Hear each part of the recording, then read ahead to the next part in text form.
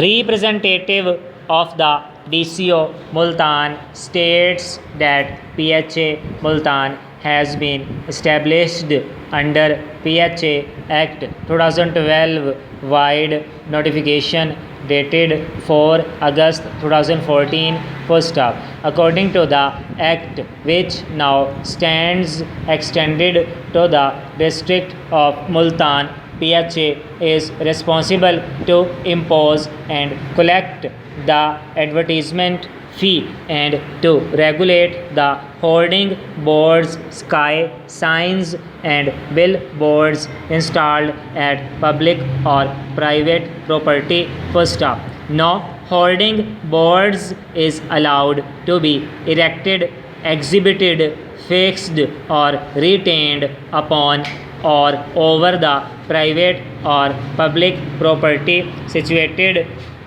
within the territorial jurisdiction of PHA without prior written permission of the competent authority granted in accordance with the provisions of PHA Act 2012 first up. Therefore, any person who erects, install or retain any kind of advertisement without approval from the competent authority concerned is guilty of offence described in PHA Act 2012 first up.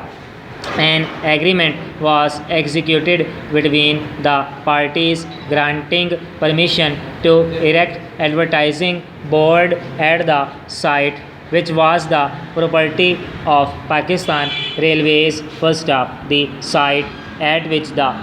hoarding board was allowed to be erected by the Pakistan Railways is situated at the old Bahawalpur Road, which falls within the territorial jurisdiction of PHA Multan.